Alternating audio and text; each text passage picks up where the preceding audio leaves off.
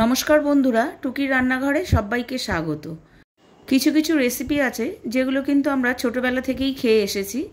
সেই রকমই একটা টেস্টি রেসিপি আমি কিন্তু একদম নিজের মতো করে বানিয়ে নিয়েছি। এই খাবারটা বানাতে কিন্তু একদম অল্প সময় লাগে, আর এটা লাঞ্চ অথবা ডিনার যে কোনো সময়ই ট্রাই করতে পারেন। তাহলে চলুন শুরু করা যাক আজকের রেসিপি। প্রথমেই আমি চিকেনের জন্য যে প্রিপারেশন দরকার সেটা আমি করে নেব। তার জন্য এখানে আমি নিয়ে নিয়েছি দুটো পেঁয়াজ, 8 থেকে 10টা রসুনের কোয়া, আর 1.5 ইঞ্চির একটা আদার টুকরো। এই রেসিপিটা বানাতে কিন্তু বেশি তেলেরও প্রয়োজন নেই, আর আমি এখানে কোনো রকম লঙ্কার গুঁড়োও ব্যবহার করিনি। আর ঘরে থাকা সমস্ত বেসিক জিনিসগুলো দিয়েই কিন্তু আজকের রেসিপিটি আমি বানিয়ে ফেলেছি। এর জন্য কিন্তু আলাদা এমন কোনো ইনগ্রেডিয়েন্টস দরকার পড়বে না যেটা আপনার রান্নাঘরে থাকবে না। আমি এখানে পেঁয়াজগুলোকে একটু লম্বা লম্বা করে কুচিয়ে নেব, আদা আর রসুনগুলোকে একদম ছোট ছোট করে কুচিয়ে নেব। এই রেসিপিটাতে কোনো রকম আমি পেস্ট ব্যবহার করব না, সব কিছু কিন্তু এইভাবে কুচিয়েই ব্যবহার করব। আদা রসুন আর পেঁয়াজটা কিন্তু কথা বলতে বলতে প্রায় কোচানো হয়ে গেছে। এগুলোকে একটা প্লেটে সরিয়ে রেখে আমি এরপর নিয়ে নেব ক্যাপসিকাম আর টমেটো। ক্যাপসিকাম আর টমেটোটাকেও কিন্তু লম্বা লম্বা করে আমি কেটে নেব। এখানে আমি অর্ধেকটা ক্যাপসিকাম আর একটা মিডিয়াম সাইজের টমেটো নিয়ে নিয়েছি। ক্যাপসিকামের নিচের অংশটা এভাবে ছুরি দিয়ে কেটে ফেলে দিয়ে তারপর এটাকে ঠিক এরকমভাবে লম্বা লম্বা করে কেটে নিতে হবে।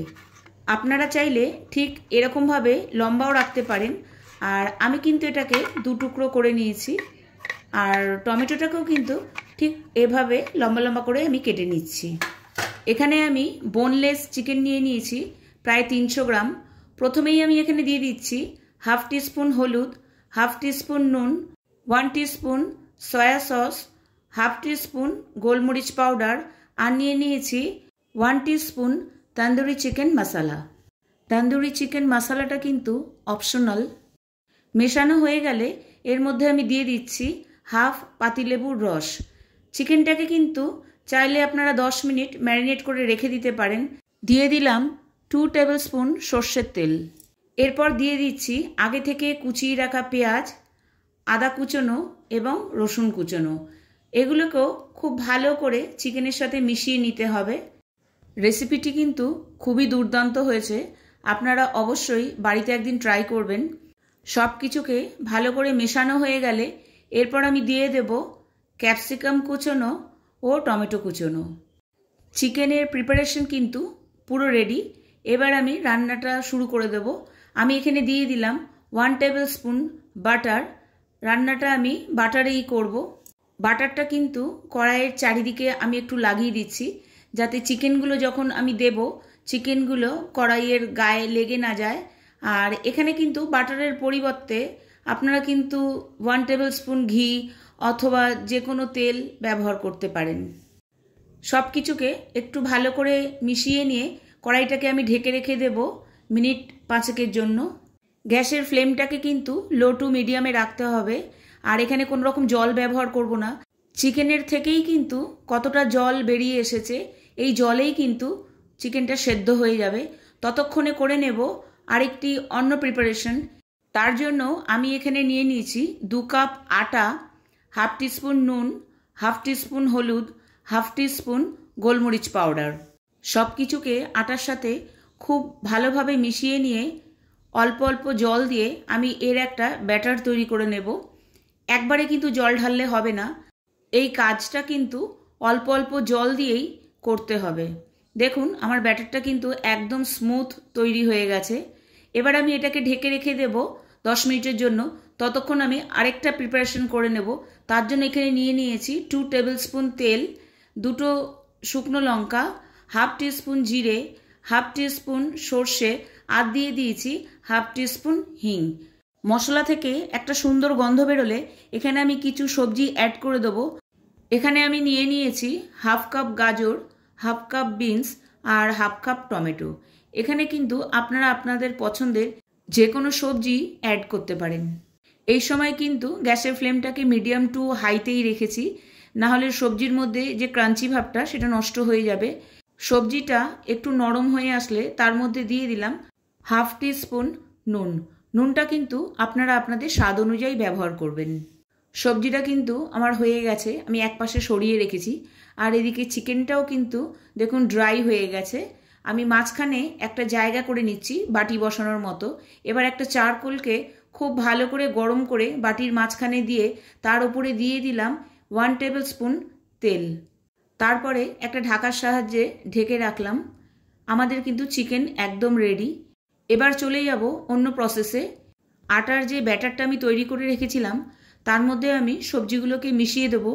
আর বড় যে শুকনো লঙ্কাটা ফোড়ন দিয়েছিলাম সেটাকে কিন্তু আমি তুলে ফেলে দিলাম। ভালো করে সবজি আর আটার ব্যাটারটাকে মিশিয়ে নিতে হবে।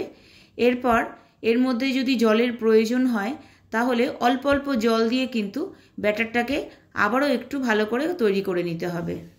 ব্যাটারটা কিন্তু এখানে বেশ ভারী। আমি অল্প অল্প জল দিয়ে ব্যাটারটাকে আর একটু পাতলা করে নেব। এখানে দিয়ে দিচ্ছি 2 টেবিল স্পুন দই। আবারও খুব ভালো করে মিশিয়ে নিচ্ছি। এই সময় কিন্তু নুনটা আরও একবার চেক করে নেবেন, কারণ যেহেতু আলাদা করে আবার জল মেশাতে হচ্ছে। ব্যাটারটাকে মিডিয়াম রাখতে হবে, না খুব বেশি পাতলা না খুব বেশি ঘন। আমি কিন্তু ব্যাটারটার মধ্যে জল ব্যবহার করেছি। এবার নিয়ে নিচ্ছি একটা তাওয়া। একটা ব্রাশের সাহায্যে কিন্তু আমি তাওয়ার উপরে তেল ব্রাশ করে নিচ্ছি ভালো করে। দেখুন আমি ব্যাটারটা দিচ্ছি আস্তে আস্তে। ব্যাটারটা কিন্তু ধীরে ধীরে ছড়িয়ে যাচ্ছে। আরও একটু হাতা দিয়ে আমি খুব ভালো করে ছড়িয়ে দিচ্ছি। রুটির সাইজটা কিন্তু আপনারা আপনাদের পছন্দ অনুযায়ী করে নিতে পারেন। আমি যেহেতু একটু বড় রুটি চাইছি সেই জন্য আরও এক হাতা ব্যাটার নিয়ে সাইড দিয়ে আমি ভালো করে ছড়িয়ে দিলাম। দুপাশ কিন্তু উল্টে পাল্টে লাল করে ভেজে নিতে হবে।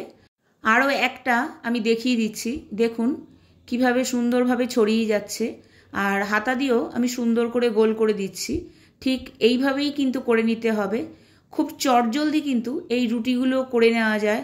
আর এই রুটিগুলো কিন্তু যথেষ্ট হেলদি, যেহেতু এর মধ্যে তেলের পরিমাণ একদম নেই বললেই চলে। এই রুটিটা কিন্তু আপনারা বাচ্চাদের টিফিনেও দিতে পারেন। আর ইচ্ছা করলে এর মধ্যে কিন্তু কাঁচা লঙ্কা বা চিলি ফ্লেক্সও ব্যবহার করতে পারেন। আমি কিন্তু এটা সার্ভ করব একটু অন্যভাবে। আমি রুটির ওপরে লাগিয়ে দিচ্ছি আমার পছন্দ মতো সস। তার উপরে দিয়ে দিচ্ছি তৈরি করে রাখা চিকেনগুলোকে আমি একটু ছোট করে টুকরো করে নিয়েছি। আশা করি ভিডিওটা আপনাদের ভালো লেগেছে। ভিডিওটা ভালো লেগে থাকলে অবশ্যই আমাকে কমেন্ট বক্সে কমেন্ট করে জানাবেন।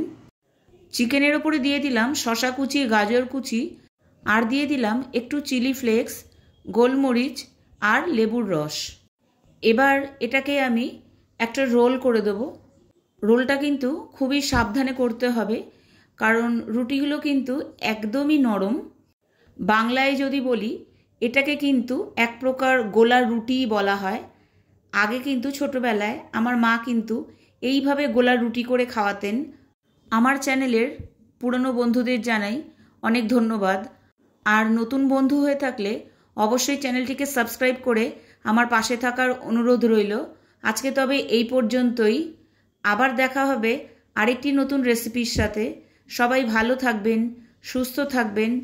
এই রেসিপির নামটা আমি জানি না, অবশ্যই আমাকে কমেন্ট বক্সে কমেন্ট করে জানাবেন এটা রুটি না রোল। অবশ্য দুরকমভাবেই কিন্তু এটা খাওয়া যেতে পারে। টাটা।